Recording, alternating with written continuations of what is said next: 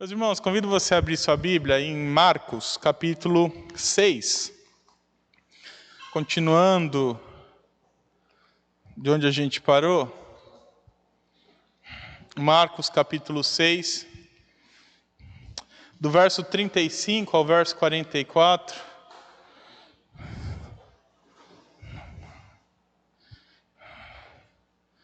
Do verso 35 ao verso 44.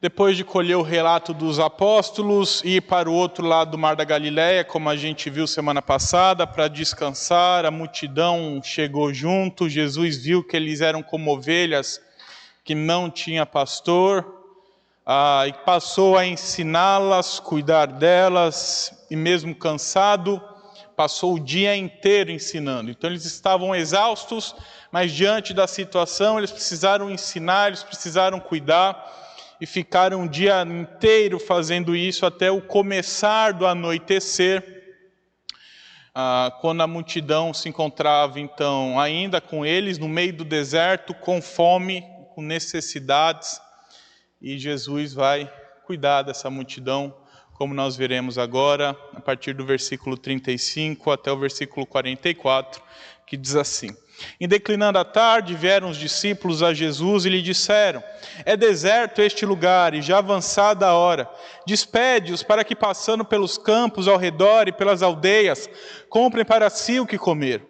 Porém eles lhes respondeu: Dai-lhes vós mesmos de comer. Disseram-lhe: Iremos comprar 200 denários de pão para lhes dar de comer. E ele lhes disse: Quantos pães tendes? Ide ver. E sabendo eles, responderam: 5 pães e 2 peixes.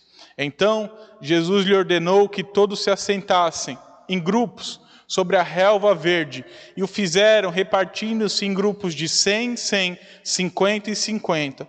Tomando ele os 5 pães e os 2 peixes, erguendo os olhos ao céu, os abençoou, e partindo os pães, deu aos discípulos para que os distribuíssem, e por todos repartiu também os 2 peixes. Todos comeram e se fartaram, e ainda recolheram 12 cestos cheios de pedaços de pão e de peixe. Os que comeram dos pães eram 5.000 homens. Oremos mais uma vez. Pai Santo, a palavra foi lida e será exposta nessa noite. O Senhor fale aos nossos corações e que saiamos daqui mais parecidos com Teu Filho Jesus. É a nossa oração, no nome de Jesus. Amém? Se eu perguntar para você o que é missão, o que é missão? Talvez sua resposta seja pregar o evangelho às pessoas e trazê-las à correta adoração na igreja. Está certo, não está errado, está certa a resposta. Mas é interessante a gente entender que missão não envolve só isso. Missão não é só pregar o evangelho para todos os homens e trazê-los à correta adoração. Mas é pregar o evangelho para todas as áreas da vida do homem. E trazer a verdadeira adoração, não só aqui dentro da igreja, mas em todas as áreas da vida desse homem. E é interessante que o pecado, ele não afeta só o lado espiritual. E a gente às vezes dá uma ênfase muito dimensionada no lado espiritual, e tem que dar. Mas também tem que lembrar que o pecado afetou a parte física do ser humano. Homens passam por necessidade, homens adoecem, homens têm efeitos sobre o seu entendimento. Tudo isso é causado pelo pecado. Tudo isso é causado pela depravação do homem, a depravação de seus pensamentos, a depravação de suas ações, a depravação do modo de enxergar a vida, a depravação do seu corpo, a depravação de todas as áreas do ser humano. Tudo está afetado, tudo está corrompido. E por isso é importante sempre a gente lembrar que Jesus nos chamou para pregar o evangelho, para salvar as pessoas, mas também para redimir todas as áreas da vida dessas pessoas, a fim de que elas sejam, em todas as áreas, mais parecidas com Cristo. a fim de que elas sejam supridas por Cristo em todas as áreas de suas vidas. Não só na vida espiritual. Jesus não só quer ser Senhor da sua vida espiritual. Jesus, Ele supre. Jesus é o Deus. Jesus é o Senhor de todas as áreas da sua vida. Ele é o supridor perfeito de todas essas áreas. Isso inclui a cultura, isso inclui as artes, isso inclui os filmes, isso inclui a novela, isso inclui livro, isso inclui política, isso inclui amizades, isso inclui ajuda aos necessitados, isso inclui tudo que faz parte do ser humano. A gente não é só a igreja. Sua vida também tem opiniões políticas, você tem opiniões sobre futebol, você tem opiniões sobre lazer, você tem opiniões sobre filmes, tem músicas que você gosta, tem músicas que você não gosta. Tudo isso faz parte da vida do homem. E sobre todas essas áreas, Cristo exige que nós levemos a redenção e que nós o levemos como o supridor perfeito para todas as áreas da vida humana. E é sobre isso que eu quero falar essa noite, que eu quero enfatizar nesse sermão, que tem por tema: Jesus cuida de todas as áreas da nossa vida. Jesus cuida de todas as áreas da nossa vida. Jesus é o pastor de todas as áreas da nossa vida. E a primeira lição que esse texto traz é que Jesus cuida de todas as áreas da nossa vida. Por isso, Ele nos envia para cuidar dessas áreas. Do versículo 35 ao 38, o texto começa dizendo que após passar um dia inteiro ensinando e pregando, cuidando das pessoas, curando pessoas, expulsando demônios, tudo que Jesus fazia, chegou o fim da tarde. Então já era quase noite quando eles chegaram, e os discípulos de Jesus manifestaram uma preocupação genuína, uma preocupação existente, uma preocupação real com aquelas pessoas. Porque eles estavam num local deserto, eles estavam longe de qualquer civilização, e, como a Bíblia diz, eles eram em grande multidão. Então eles pedem para Jesus despedir aquelas pessoas, para que eles cheguem na vila. Calma, meu filho, respira um pouco. Jesus pede para que eles sejam despedidos. Os discípulos pedem a Jesus para que Jesus despeça essas pessoas, para que elas possam ir procurar alimento. Eles eram em grande multidão. Para os irmãos terem ideia, nenhuma cidade perto conseguiria comportar aquela multidão. Só para título de curiosidade, a maioria das vilas, as vilas grandes, as grandes cidades da Galileia, tinham 3.000 habitantes. A gente está falando de 5.000 homens. E o termo para homens aqui não indica a humanidade. Então não significa homem e mulher 5.000, não. Só homem do sexo masculino. Tinha 5.000 pessoas. Fora as mulheres e o filho da galera aí. Então a preocupação dos apóstolos é genuína. Olha, essa galera está com fome, Jesus, e a gente não tem o que dar. Como que alimenta 5.000 homens, mais mulheres e crianças? E com essa preocupação genuína, eles pedem a Cristo para que Ele espalhe essa multidão, para que eles se espalhem e vão procurando, cada um numa vila, vai um grupo numa vila, vai grupo na outra, e assim eles consigam encontrar suprimento necessário para comer, passar a noite, tudo mais. Mas é interessante que Jesus vira para os apóstolos e dá uma missão impossível, ou quase impossível, porque ele diz assim, em vez de mandar eles embora, por que vocês não provêm essa alimentação?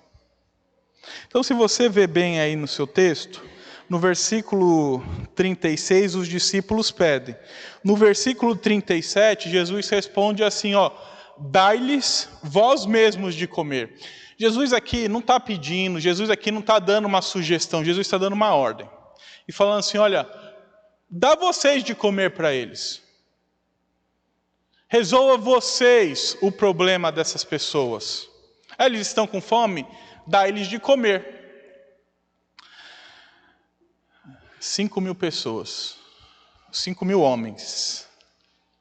Fora as mulheres. Numa estimativa baixa, tá? Vou desconsiderar as crianças aqui. 10.000 pessoas, tá?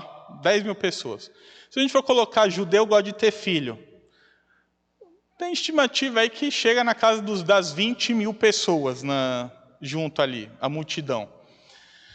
É para essa galera que Jesus olha para os apóstolos e fala assim, ó, dá vocês a comida para essa galera aí. Então Filipe diz, olha, nem 200 denários de pão dá para pagar a comida de todo mundo aqui. Não tem dinheiro que pague isso aqui. Para os irmãos terem ideia, 200 denários, a Bíblia trata em Mateus que um denário é um dia de serviço. Se a gente pegar o salário mínimo do Brasil, que está em R$ 1.212, alguma coisa assim, 200 denários seriam equivalentes a R$ 10.000, mais ou menos assim. É Filipe virando para Jesus e falando, Jesus, deixa eu falar aqui com o senhor, nem R$ 10.000 de pão paga o que essa galera precisa comer. E Jesus então pede, ouvindo a resposta dos seus discípulos, ele pede para que eles averiguassem o que tinha de comida naquela multidão, e alguém entrega 5 pães e 2 peixinhos, e ele avisa, olha, tem 5 pães e 2 peixes. Importante lembrar uma coisa, o pão não é o tamanho da média não, tá? O pão era menor que isso também, era um biscoitão, um pouquinho fininho assim, mais ou menos o tamanho da média, só que um biscoito gigante, esse era o pão deles. Não sei se os irmãos já comeram aquele Rapidez, era parecido com aquilo, tá? Parecido com aquilo. Então, era 5 Rapidez e 2 peixinhos ali na mão dos apóstolos, falaram assim, ó, é isso que tem. É isso que tem para comer. E os peixes também não eram, não é que era 2 tucunarés, não era 2 peixes da Amazônia, não, era 2 peixinhos salgado, seco, salgado. Então eram 2 peixes pequenos, e é com esse material que Jesus encontra-se naquela multidão. Para os irmãos terem ideia, 5 pães e 2 peixinhos não davam para os apóstolos comerem. Talvez um homem adulto e a família dele consiga comer na noite os 5 pães e os 2 peixes. Mas 12 homens não comem 5 pães e 2 peixes, falta. E aqui nós temos algumas lições que essa série de diálogos traz. A primeira é que a obra de Jesus, realizada por ele e por seus discípulos, que também inclui a gente, não só os apóstolos, mas eu e você também somos discípulos de Jesus, é tão importante que deve ser priorizada acima do nosso bem-estar, acima da nossa vontade. A gente precisa fazer o que Jesus nos ordenou. Aqueles homens estavam cansados, aqueles homens estavam exaustos, mas a Bíblia diz que eles ficaram até o entardecer. É literalmente a ideia de eles ficaram o dia inteiro com aquelas pessoas. O dia do judeu acabava de tarde, às 6 horas da tarde já era o outro dia. Então ele falando assim, ó, eles ficaram o dia inteiro, eles estavam cansados, chegaram cansados, eles tiveram ali umas 4 horinhas de descanso, e depois ficaram o dia inteirinho cuidando das pessoas naquele lugar.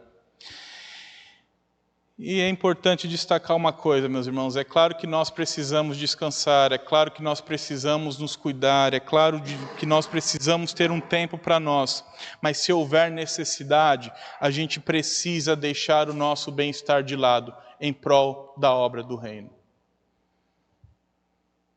A gente precisa deixar de lado o que a gente quer e fazer aquilo que Deus manda a gente fazer, mesmo que não seja vantajoso para nós. Ah, Natan, mas se eu começar a fazer as coisas na igreja, eu vou começar a perder dinheiro. Seja bem-vindo ao mundo dos discípulos de Jesus, que servem a um Senhor e não 2. Ah, Natan, mas se eu fizer as obras na igreja, eu não vou conseguir ter muito tempo com a minha família. Seja bem-vindo ao mundo dos discípulos de Jesus, em que o reino, não a igreja em si, mas o reino dele é mais importante que a família. Então, meus irmãos, a gente precisa priorizar servir a Cristo com os nossos dons e talentos. Mesmo que isso não seja a coisa mais legal de ser feita, mesmo que seja cansativo, mesmo que seja demorado, mesmo que você não veja proveito nisso, você precisa fazer. Porque a obra de Cristo, ela é urgente. A obra do reino é eterna. E a paga que você ganha não é uma paga, um salário que dura nem um mês às vezes. Chega lá no fim do mês, você já está contando os dias para chegar o outro mês para você receber de novo. Mas é algo que você recebe e dura a sua eternidade junto de Cristo, que nunca se perde. Então a gente precisa priorizar. Ah, Natan, mas eu trabalho a semana inteira, fico cansado aos domingos. Tudo bem. Só que não é para a igreja que você está fazendo. Não é para o pastor que você está trabalhando.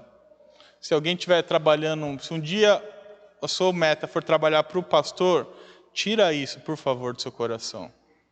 Porque a gente aqui trabalha junto para o reino de Deus. Cada um com seu dom e seu talento, mas juntos, a gente cresce juntos o reino. Todos somos discípulos do reino. E discípulos do Rei Jesus. A segunda lição é que Jesus se preocupa com todas as áreas da vida do homem. Aquela multidão faminta estava necessitada por alimento. E é interessante ver que Jesus não tira o corpo fora. Eles não falam assim, não, eu cuidei do espiritual. Pode mandar embora porque agora comida, eles que se virem. O material, eles que se virem. E a gente tem essa ideia muitas vezes, de que não, o que eu preciso dar é o amparo espiritual, o material eles que se virem. E não é bem assim. Jesus, ele cuida daquela multidão, inclusive da necessidade deles. E ordena, e é interessante que ele ordena aos seus discípulos que cuidem dessas pessoas. Os discípulos chegam, Jesus, não dá.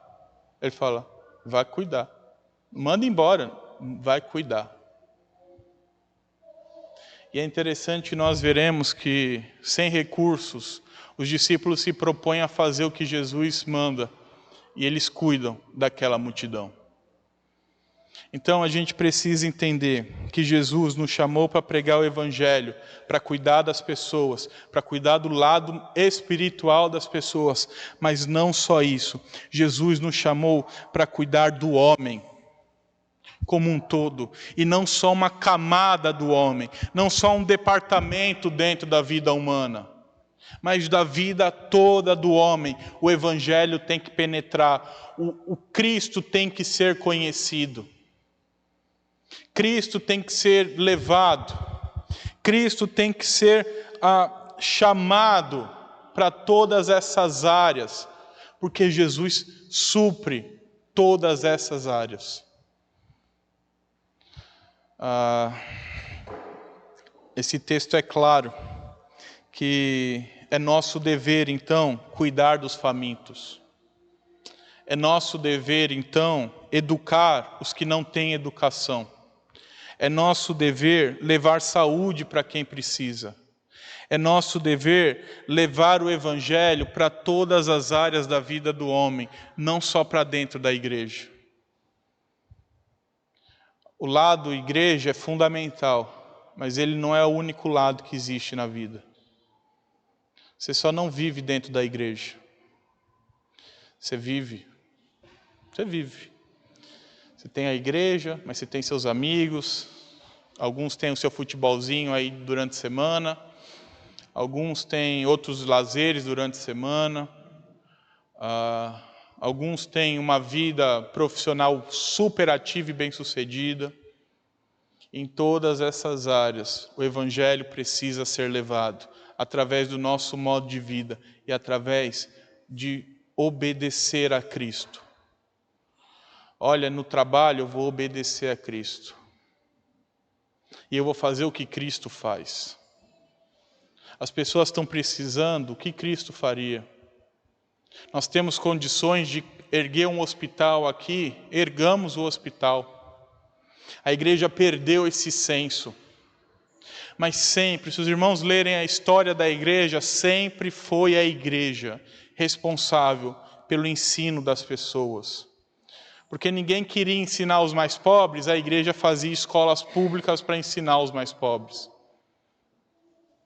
Os mais pobres não tinham condição à saúde, não era o governo que criou o SUS, as igrejas faziam hospitais para cuidar dessas pessoas.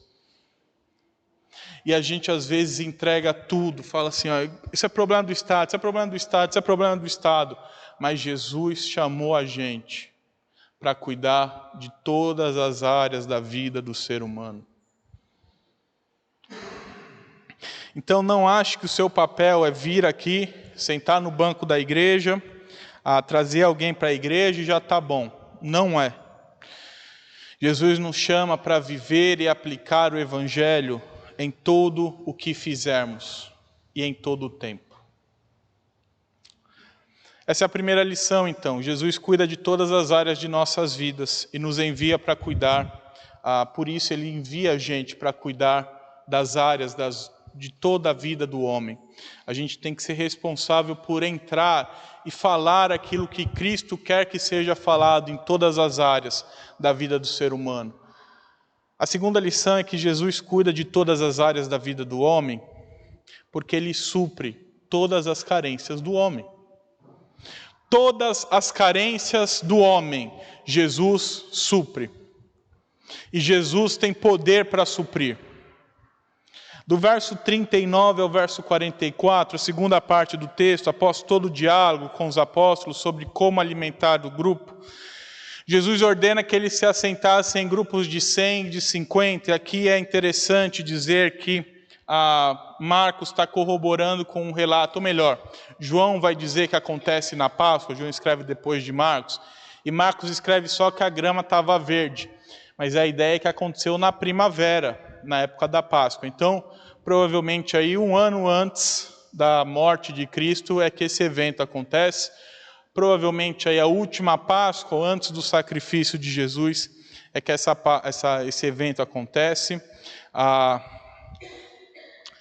E é interessante que Jesus se vale aqui da organização militar para formar grupos, que era comum dentro das organizações militares, formarem grupos de 100, grupos de 50, para ficar mais fácil a distribuição, a comunicação. E assim que todos sentam em grupos de 100, grupos de 50, Jesus toma o pão, toma os peixes, olha para o céu, abençoa o alimento, e a ideia é que ele louva a Deus pelo alimento. Alguns estudiosos aqui chegam a dizer que Jesus fez uma oração que era comum do judeu naquele período, que era algo parecido com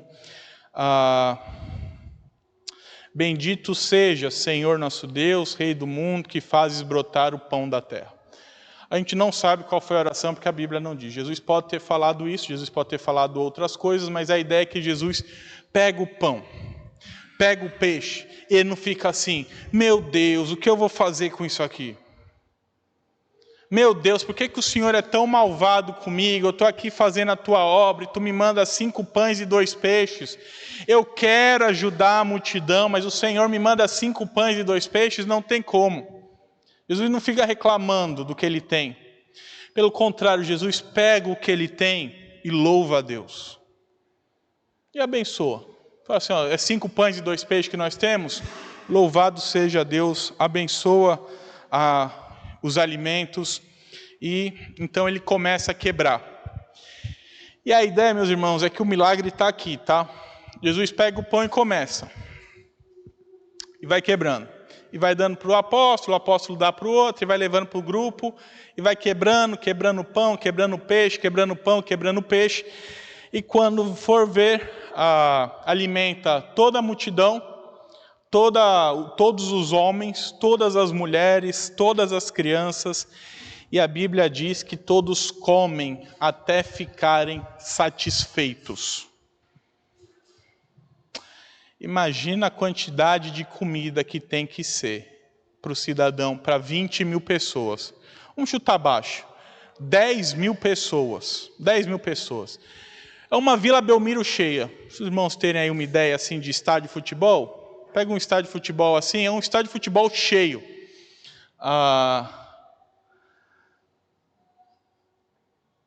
E Jesus alimenta todas essas pessoas. E não é que alimenta e as pessoas ficam assim, não estou mais com fome. Ele alimenta as 10 mil pessoas e elas ficam cheias. É a ideia de não aguento mais comer. Sabe que quando você come bastante, você fica assim, olha, não aguento mais, obrigado, dá para o próximo aí, não entra mais nada aqui. Essa é a ideia do texto. É que essas 10 mil, 20 mil pessoas, essa multidão de gente, todas comeram, se fartaram e ainda sobrou 12 cestos cheios de pão e de peixe. A gente não sabe se era um cesto usado por romanos. Pode ser porque Marcos usa, ou melhor, ele fala aos romanos, ele escreve aos romanos. Então, por ele não ter explicado o tamanho do cesto, porque seriam cestos distintos entre o cesto dos galileus e o cesto dos romanos. Porque o cesto dos romanos é um cesto grande. O cesto do Galileu é um cesto pequeno. Então, provavelmente é o cesto grande que tenha sobrado, mas a Bíblia não diz claramente, mas a ideia de cestos, se grande ou pequenos, a ideia é que sobram 12. Esses 12 cestos cheios de comida, Jesus deu com 5 pães e 2 peixes. Lembra, o pão não era uma baguete não, de 1 metro, era um pãozinho. Foi quebrando, todo mundo comeu, sobrou 12 cestos cheios. Aqui é uma discussão interessante, porque alguns começam a perguntar, por que 12 cestos? Podia ter sobrado um só, podia ter sobrado 5, podia ter sobrado 8, podia ter sobrado 30, por que sobrou 12 especificamente? Marcos não faz nenhuma relação com isso, mas alguns levantam a hipótese, e talvez até numa forçação um pouquinho de barra do texto, mas eu achei interessante, por isso eu quero compartilhar com os irmãos, que sobrar 12 cestos cheios simboliza a ideia de que Jesus alimenta não só aquela multidão, mas ele tem capacidade para alimentar todas as 12 tribos do seu povo. Falar assim, eu supro a necessidade, ou eu sou o supridor da necessidade, não só dessa multidão que está me buscando, mas eu sou o supridor da necessidade de todo o meu povo, de todos aqueles que confessam o meu nome, eu supro a necessidade deles. Importante lembrar que não é a primeira vez que Deus faz um milagre dessa proporção é a primeira vez, mas se você abrir sua Bíblia em Reis, 2 Reis, capítulo 2, capítulo 4, versículo 42 a 44, você vai ver Eliseu falando para um rapaz distribuir o seu alimento, e ele consegue sustentar 100 homens com um punhado de comida. Então, dá ao povo para que coma, verso 43, Diogo, por favor. Porém, como hei de pôr isso diante de 100 homens? Então, a mesma pergunta, tem um pouquinho de comida. Como que eu vou alimentar 100 pessoas? Verso 44. Então, comeram e ainda sobrou, conforme a palavra do Senhor. Então, aqui é interessante destacar uma coisa. Aqui não é o Deus Jesus fazendo um milagre. Porque alguns vão levantar assim, não, só houve essa multiplicação porque ele é Deus. Só que Eliseu não é Deus e está fazendo também. O que a Bíblia está destacando aqui é que faz parte do ofício do Filho de Deus, do ofício profético, sacerdotal e real, suprir a necessidade do seu povo. Ele não faz porque é Deus, ele faz porque ele é o Cristo de Deus. Porque é ungido de Deus, porque é o Messias de Deus, porque é o Cristo em quem confiamos, porque é o Senhor de nossas vidas. porque Ele foi designado para fazer isso. E Ele faz com perfeição tal coisa. Isso traz lições, e a primeira é que devemos, olhando para o texto, nós devemos aprender a valorizar o que temos. A maioria de nós, ao receber a notícia que tinha 5 pães e 2 peixes, ia começar a reclamar. Ia falar assim, pô Jesus, Deus, eu preciso de mais. Não dá, 5 pães e 2 peixes? Não dá, pode trazer mais aí, senão eu não consigo não. Mas a gente precisa entender que Deus nos dá aquilo que precisamos. Se Deus te deu pouco, você precisa daquele pouco. Se Deus te deu muito, é porque você precisa desse muito. E com o que você tem que abençoar a Deus. Ou melhor, abençoar o que você recebeu, louvando a Deus. E bendizer a Deus. E falar assim, ó Deus, eu te louvo pelo que eu tenho. Eu tenho R$1 milhão na conta, eu te louvo pelo que tenho. Usa para a tua glória. Eu tenho R$10 na conta, eu te louvo pelo que tenho. Usa para a tua glória. A gente precisa parar de querer o que é dos outros. A gente precisa parar de querer reclamar o que a gente recebe e começar a louvar a Deus pelas bênçãos que recebemos. E falar assim, obrigado, Senhor. Porque o Senhor é o nosso pastor, Ele sabe exatamente, melhor do que você, o que você precisa. E a certeza é, Ele não vai dar mais do que você precisa, nem menos do que você precisa. Ele vai dar o que você precisa e o que Ele quer te dar. Se Ele achar que você precisa de R$1 milhão para sobreviver, Ele vai dar. Se Ele achar que você precisa de R$10 para sobreviver, Ele vai dar. E Ele vai sustentar. Porque o dia que Ele não sustentar, Ele deixa de ser Deus.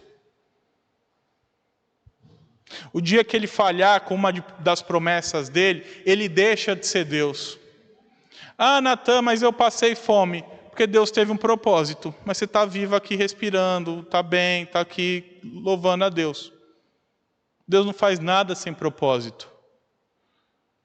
Deus falou que ia melhorar a sua fé, e Ele aumenta a sua fé nos tempos de adversidade. Então Ele permite, às vezes, que passemos por dificuldades, não porque Ele é mau e fica assim, olha, está lá, quero ver ele se ferrando. Não, não é assim.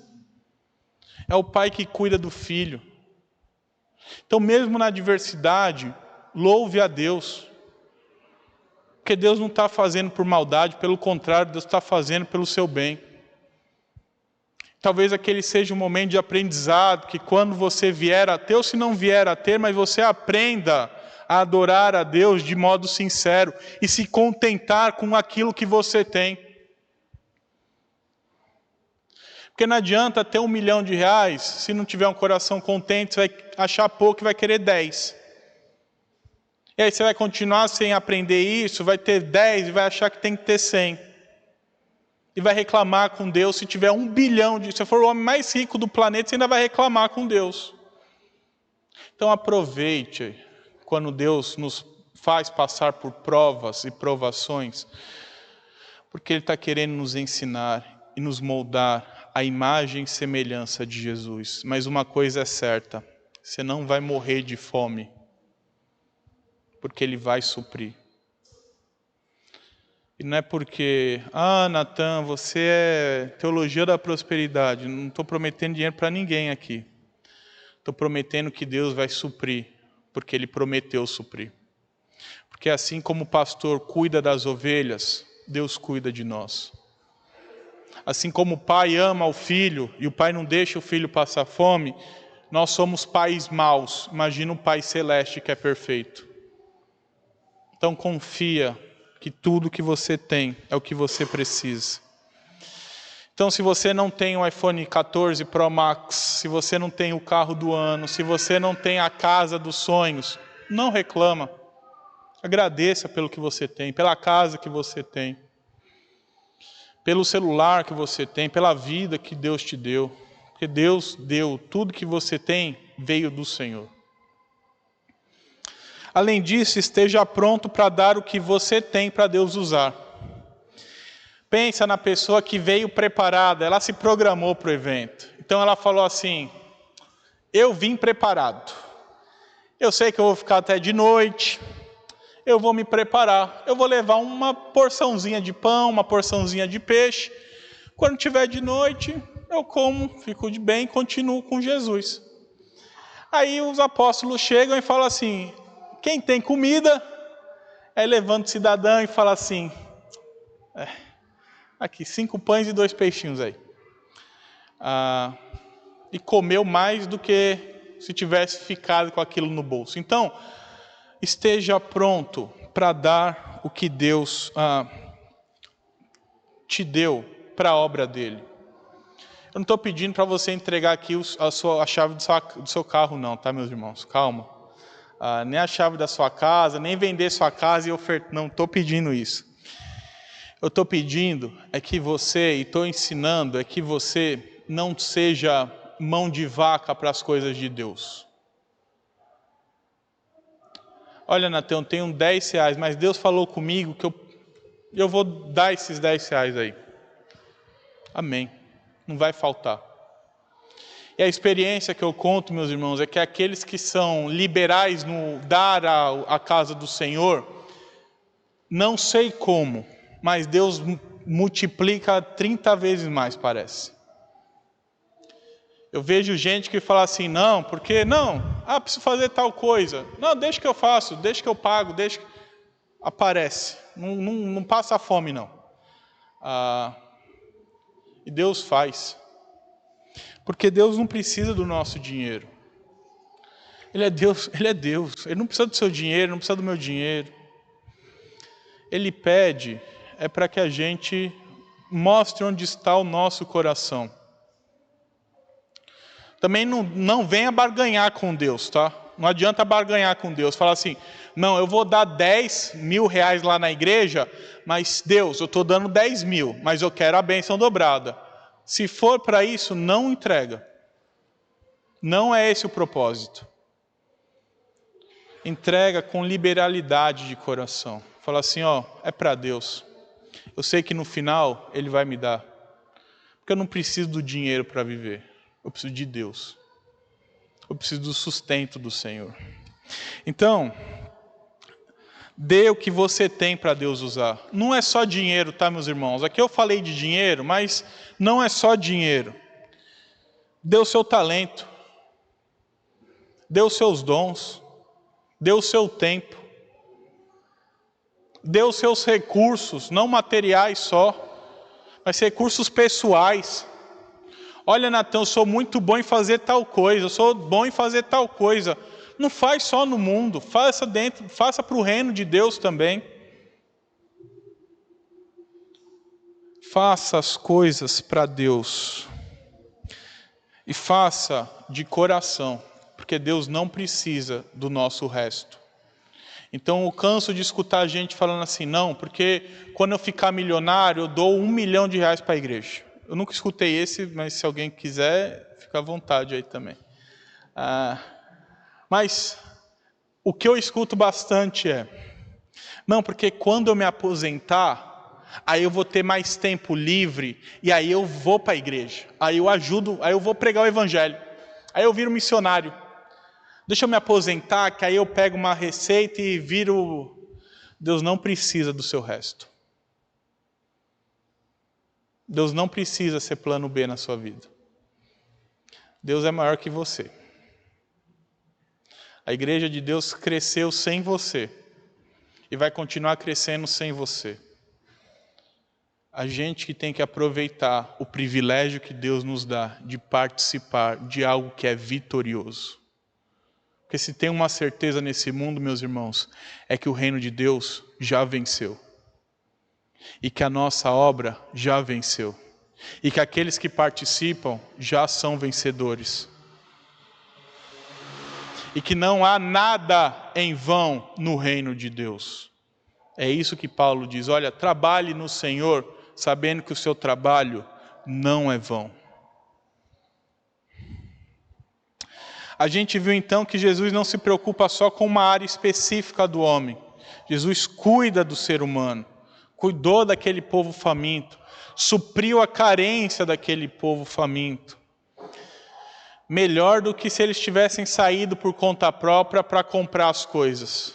Ele foi lá e falou assim, ó, eu supro, e deu para todo mundo, comeu, guardou dinheiro, ficou feliz, encheu o bucho, dormiu e ainda continuou com Jesus.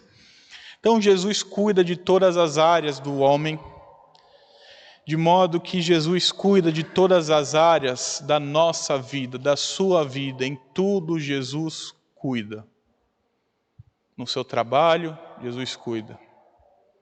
Aqui na igreja, Jesus cuida. Nos seus relacionamentos, Jesus cuida. E Jesus supre todas as coisas, em todas essas áreas. Cuidando, inclusive, materialmente, quando for o caso. Quando é necessário, ele faz chover dinheiro. Ele é Deus. Eu acho incrível uma situação que ele precisa pagar o imposto. Ele não fica assim, meu Deus, eu vou fazer uma obrinha de carpinaria ali, que eu preciso pagar o imposto, vou fazer uma mesinha rápida e pagar o meu imposto. Ele fala para Pedro, pega um peixe ali. Tá uma moeda aí, paga o meu e o seu, vai lá.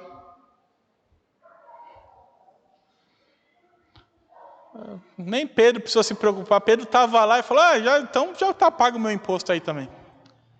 Meus irmãos, Deus supre todas as áreas da nossa vida. Por isso que não há o que temer.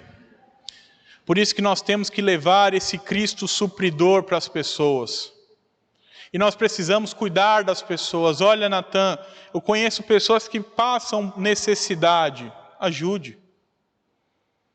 A igreja tem condição de ajudar? Se a gente tiver condição de ajudar, a gente ajuda. Claro que a gente se importa com o lado espiritual das pessoas, mas não só. É claro que se essa igreja crescer e Deus fizer crescer, porque depende dele, os planos não é só ter uma igreja gigantesca para a gente subsistir dentro de nós mesmos aqui, como igreja que tem tudo e abandonar as pessoas do mundo. Mas é crescer para dentro e para fora.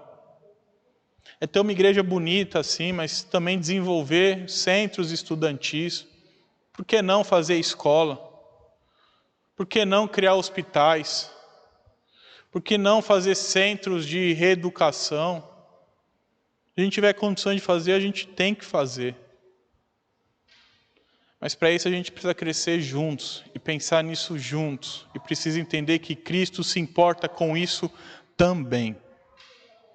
A gente às vezes acha que Jesus só se importa com a igreja. Ele se importa muito com a igreja, mas ele se importa com todas as áreas da vida do homem. Será que a gente então, fica essa pergunta para a nossa breve reflexão, será que a gente se preocupa também com todas as áreas da vida do homem? Será que a gente acha que Jesus é suficiente, supridor para todas as áreas da vida do homem? Ou será que a gente acha que Jesus só tem poder para salvar? Só tem poder para cuidar da alma, do corpo ele que se vira. A gente precisa, então, meus irmãos, entender que a gente tem que pregar o evangelho às pessoas, tem que cuidar da parte espiritual das pessoas, tem que fazer com que elas se convertam dos seus maus caminhos através da pregação. Você não é responsável por converter ninguém, você é responsável por pregar o evangelho que converte as pessoas. Para que elas voltem a adorar corretamente o Deus vivo e verdadeiro. Mas levar também esse evangelho, essa correta adoração para fora da igreja. Para as áreas da vida. Para as áreas que você está inserido diariamente também. A gente não está aqui 24 horas por dia, 7 dias na semana, olhando um para a cara do outro e ficando só entre nós aqui mesmos. Você sai, você trabalha, você tem amigos, você tem família. Essas pessoas precisam de Cristo não só na vida espiritual delas, mas em todas as áreas da vida delas.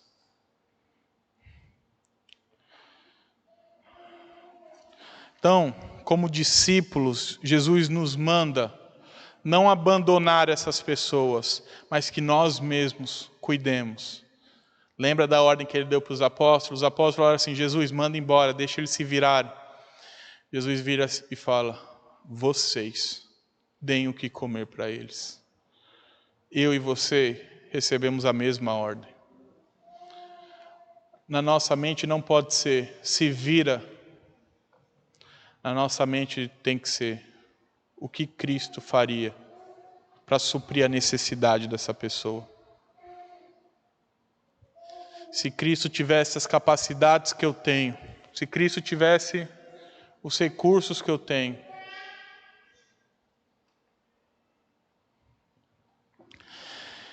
entenda, por fim, que a missão, então, não envolve só pregar o Evangelho e trazer para a igreja.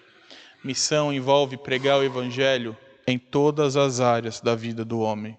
Eu e você fomos chamados para levar a Cristo de volta para o cinema, de volta para as novelas. A gente às vezes fica demonizando as coisas, fala assim: música é de Satanás, novela é de Satanás, filme é de Satanás, tudo é de Satanás. Só que isso faz parte da vida do homem. Com outras palavras, você está pensando assim: Jesus só presta para a igreja, Jesus não presta para mais nada. E o Evangelho nos deixa assim: olha, o cinema é de Satanás, vamos redimir isso daí também. Vamos levar Cristo para lá. As novelas da Globo não prestam, vamos criar novelas que prestam.